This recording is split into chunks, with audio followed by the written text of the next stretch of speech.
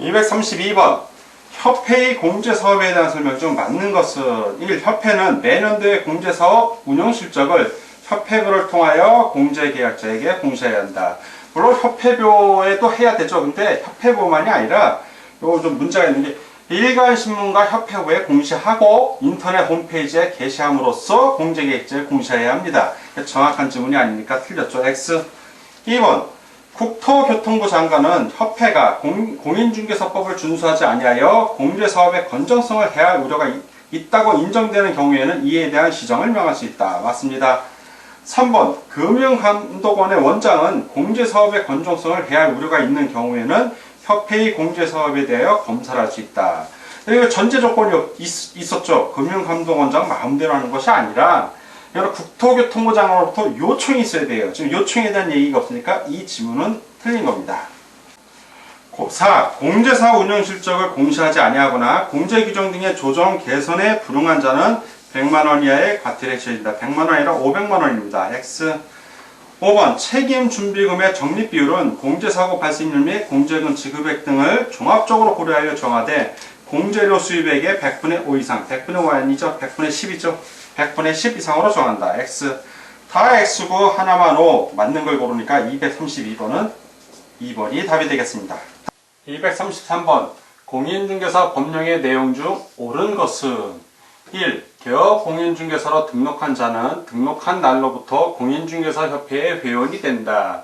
협회 회원이 되는 것은 아닙니다. 가입을 해야 됩니다. X. 2. 공인중개사협회는 개업 공인중개사의 손해배상 책임을 보장하기 위하여 공제사업을 하여야 한다. 할 수 있다지 하여야 한다는 아닙니다. X. 3. 국토교통부 장관은 소속 공무원으로 하여금 분기별로 중개사무소에 출입하여 부동산 투기 등 거래 동향의 파악을 위하여 장부, 서류 등을 조사하게 하여야 한다. 조사하게 할 수 있다입니다. X. 4. 공인중개사협회는 공제규정을 변경할 때에도 국토교통부 장관의 승인을 얻어야 한다. 맞는 지문입니다. 5. 개업 공인중개사가 폐업 후 다시 중개업 등록을 하는 경우에는 폐업 기간과 관계없이 사전교육이 면제된다. 면제되는 것은 아닙니다. 기간이 폐업 신고 후 1년 이내에 중개사무소를 다시 개설 등록할 때는 그때는 면제되죠. 그렇지만 1년이 지난 후에는 다시 실무교육을 받아야 됩니다. 그래서 X. 다 X고 하나만 O. 옳은 것을 고르니까 233번은 4번이 정답이 되겠습니다. 234번 공인중개사 법령상 포상금에 관한 설명으로 옳은 것은 1. 거짓으로 중개사무소에 개설 등록을 한 자를 신고한 자는 포상금 지급 대상이 될 수 있다죠. 자, 틀렸고요. 없다라고 됐으니까. 2. 포상금을 한 건당 50만원입니다. X. 3. 등록관청은 공인중개사 자격증 양도 대여를 사유로 포상금을 지급한 경우 자격증을 교부한 시도에 그 사실을 통보해야 한다. 자, 이런 규정은 없습니다. 포상금 지급 규정은 없습니다. 자, 공인중개사 자격증 양도 대여에서 어떤 행정처분을 했다면 뭐 등록 취소 처분이라든가 그렇게 했을 경우에는 뭐 통보할 수도 있지만 단순히 포상금을 지급했다는 이유만으로 시도에 통보하는 건 아닙니다. 4번 폐업 후 중개업을 한 자를 신고한 자는 포상금 지급 대상이 된다. 잘 보십시오. 폐업을 했어요. 그러면 공인 중개업자도 아니다. 근데 중개업을 했어요. 그러면 폐업 후 중개업을 했으면 무등록 중개업자입니다. 무등록 중개업자를 신고한 거니까 포상금 지급 대상이 되는 거 맞습니다. 5번 등록관청은 하나의 사건에 대하여 2건 이상의 신고가 공동신고가 아니라 2건, 별건이에요. 별건. 접수된 경우에는 신고자에게 포상금을 균등하게 배분하여 지급한다? 아니죠. 균등하게 배분하는 게 아니라 최초로 신고한 사람 먼저 우선입니다. 최초로 신고한 자에게 포상금을 지급하는 겁니다. X, 다 X고 하나만 O. 자, 그리고 옳은 걸 고르니까 234번은 4번이 정답이 되겠습니다.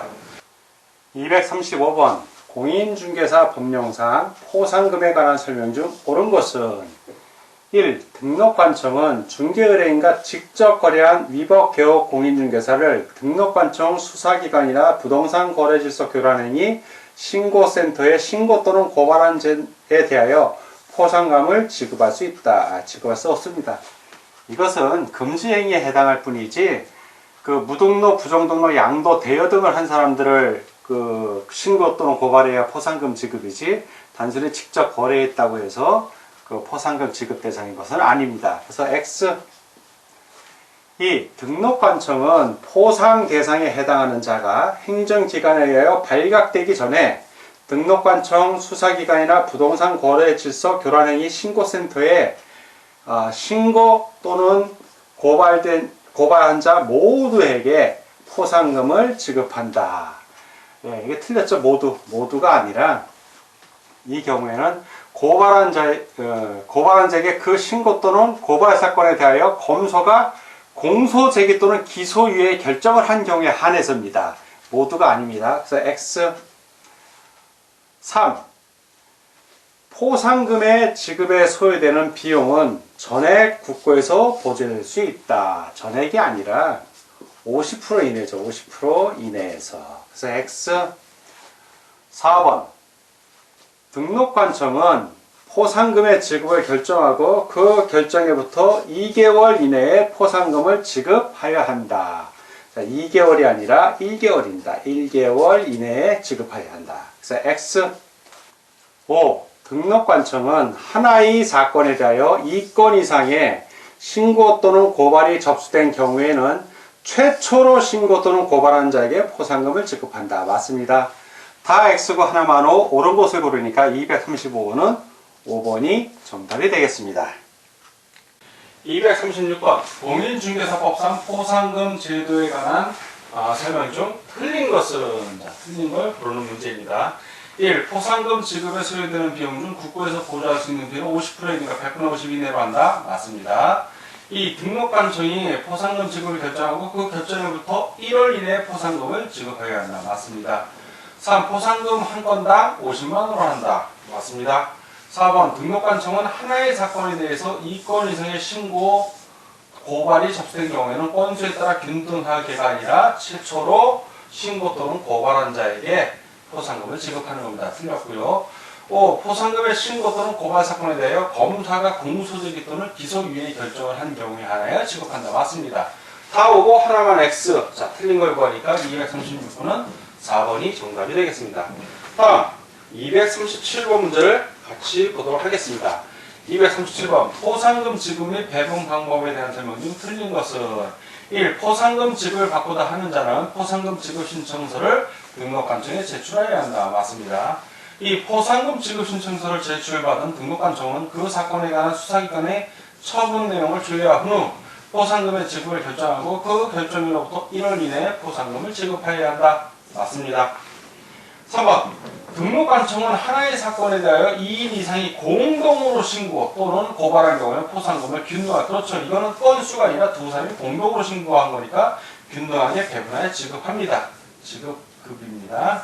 자, 맞고요. 4번 3의 경우 포상금을 지급받을 자가 배분 방법에 관해 미리 합의하여 포상금을 지급을 신청한 경우에는 그 합의된 방법에 따라 지급한다. 맞습니다.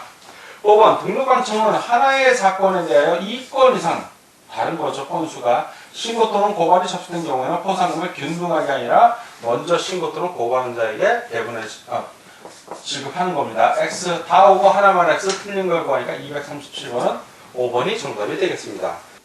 238번 공인중개사 법령상 당해 지방자치단체의 조례가 정하는 바에 따라 수수료를 납부하여야 하는 것으로 옳게 짝져진 것은 기업 분사무소 설치 신고를 하는 자에 수수료 납부합니다.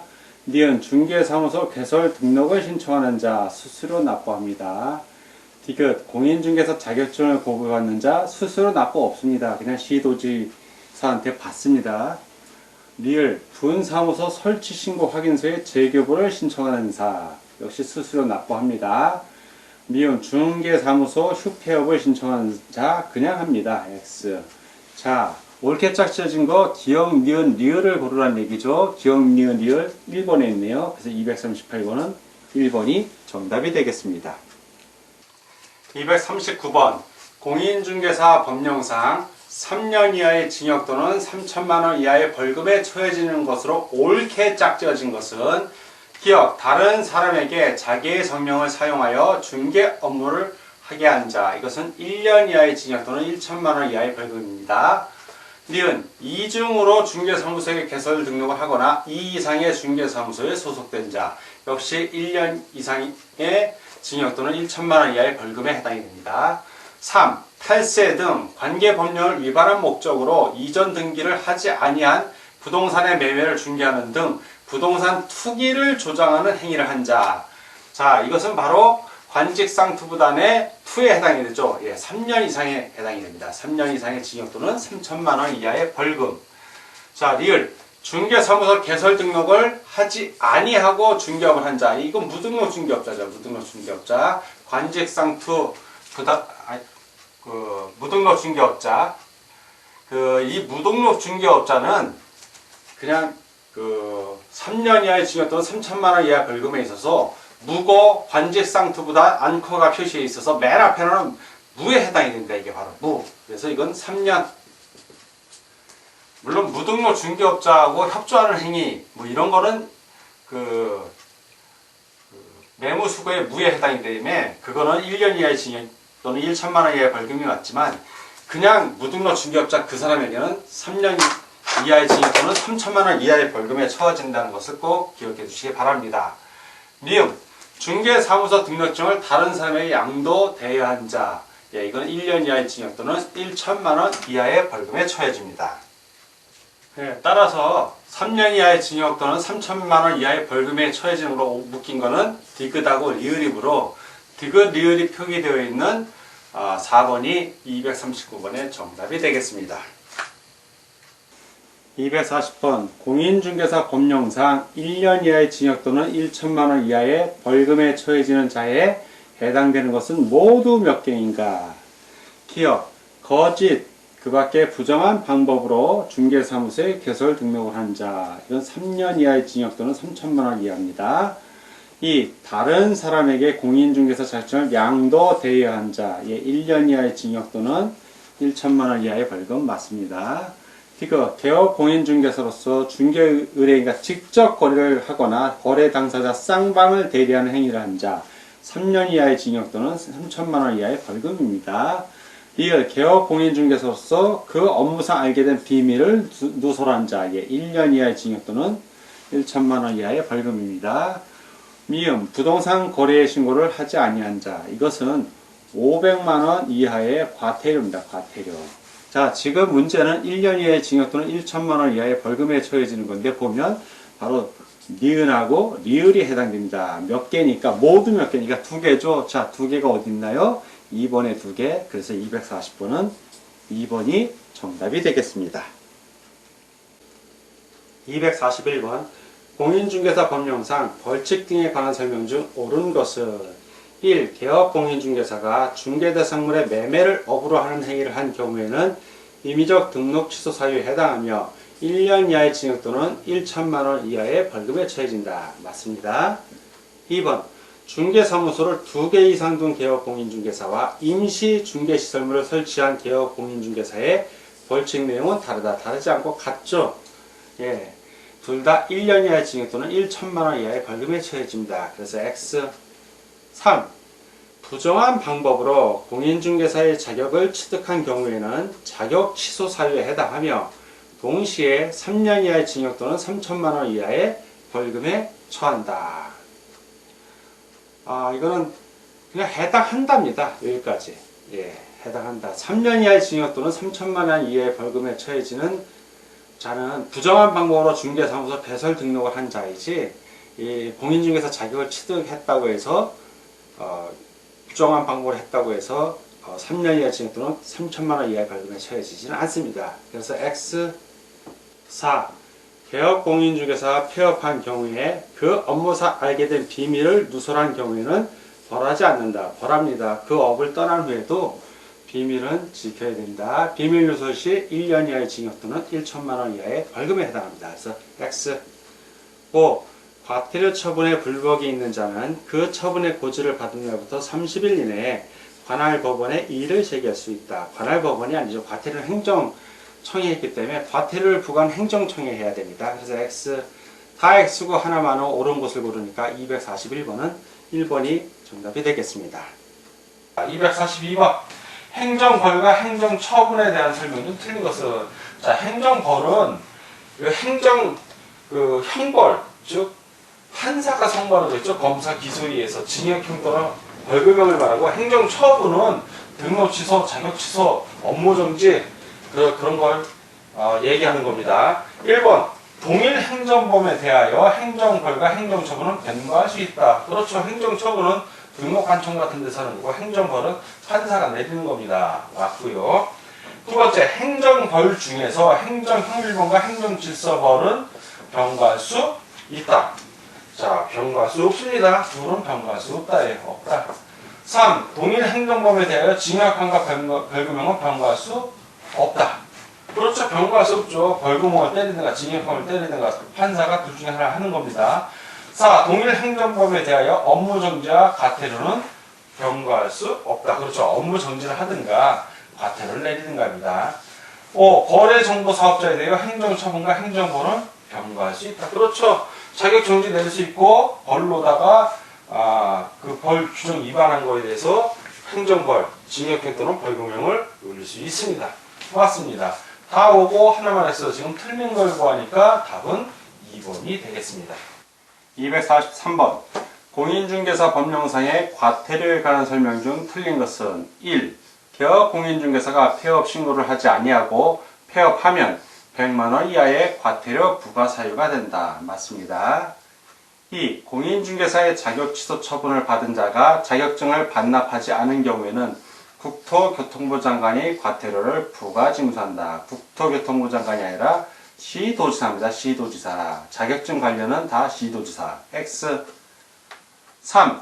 과태료의 금액을 정함에 있어서는 당해 위반 행위의 동기도 참작하여야 한다. 맞습니다. 4. 과태료를 부과하고자 할 때는 10일 이상의 기간을 정하여 처분 대상자에게 의견 제출의 기회를 주어야 한다. 맞습니다. 5. 과태료 처분을 받은 자가 이의를 제기한 때에는 처분권자, 해당 행정청은 관할 법원에 그 사실을 통보하여야 한다. 맞습니다.